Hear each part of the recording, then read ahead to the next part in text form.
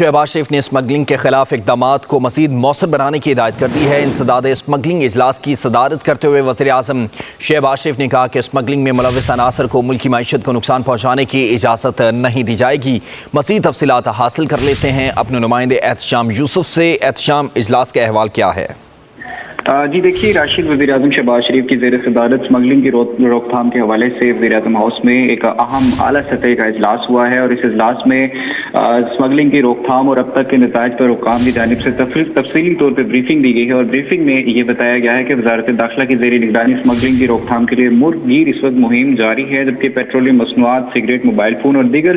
اشیاء کی اسمگلنگ کے خلاف مؤثر اقدامات کیے جا رہے ہیں۔ بریفنگ میں یہ بھی بتایا گیا ہے کہ انسداد اسمگلنگ کے دائرہ کار میں اشیاء ضروریہ کے ساتھ ساتھ دیگر اشیاء کو بھی شامل کر لیا گیا ہے، جبکہ وزیر اعظم کی ہدایت کے مطابق 54 مشترکہ چیک پوسٹوں کا قیام بھی عمل میں لایا جا چکا ہے۔ اجلاس کو انسداد اسمگلنگ کی مہم کی اب تک کی جو کارکردگی رپورٹ ہے وہ بھی حکام کی جانب سے پیش کی گئی ہے، اور بریفنگ میں مزید یہ بتایا گیا ہے کہ اسمگلنگ کے خطرات کے پیش نظر افغان ٹرانزٹ ٹریڈ میں شامل 212 اشیاء پر پابندی عائد کی جا چکی ہے۔ افغان ٹرانزٹ ٹریڈ کے لیے انشورنس گارنٹی کے بجائے بینک گارنٹی کو لازمی قرار دیا جا چکا ہے، جبکہ بریفنگ میں یہ بھی بتایا گیا کہ چینی کی اسمگلنگ میں 80% کمی کے ساتھ دیگر اشیاء خوردونوش کی اسمگلنگ میں بھی واضح کمی ہوئی ہے۔ اس موقع پر بریفنگ میں یہ بھی بتایا گیا کہ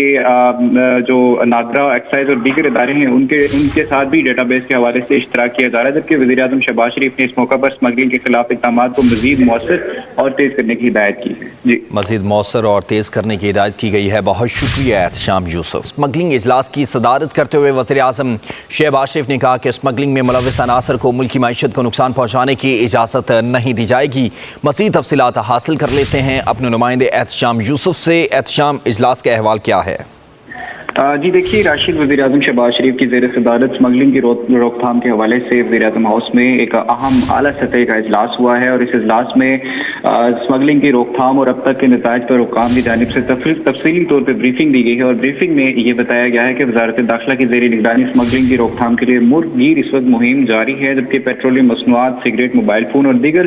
اشیاء کی اسمگلنگ کے خلاف مؤثر اقدامات کیے جا رہے ہیں۔ بریفنگ میں یہ بھی بتایا گیا ہے کہ انسداد اسمگلنگ کے دائرہ کار میں اشیاء ضروریہ کے ساتھ ساتھ دیگر اشیاء کو بھی شامل کر لیا گیا ہے، جبکہ وزیر اعظم کی ہدایت کے مطابق 54 مشترکہ چیک پوسٹوں کا قیام بھی عمل میں لایا جا چکا ہے۔ اجلاس کو انسداد اسمگلنگ کی مہم کی اب تک کی جو کارکردگی رپورٹ ہے وہ بھی حکام کی جانب سے پیش کی گئی ہے، اور بریفنگ میں مزید یہ بتایا گیا ہے کہ اسمگلنگ کے خطرات کے پیش نظر افغان ٹرانزٹ ٹریڈ میں شامل 212 اشیاء پر پابندی عائد کی جا چکی ہے۔ افغان ٹرانزٹ ٹریڈ کے لیے انشورنس گارنٹی کے بجائے بینک گارنٹی کو لازمی قرار دیا جا چکا ہے، جبکہ بریفنگ میں یہ بھی بتایا گیا کہ چینی کی اسمگلنگ میں 80% کمی کے ساتھ دیگر اشیاء خوردونوش کی اسمگلنگ میں بھی واضح کمی ہوئی ہے۔ اس موقع پر بریفنگ میں یہ بھی بتایا گیا کہ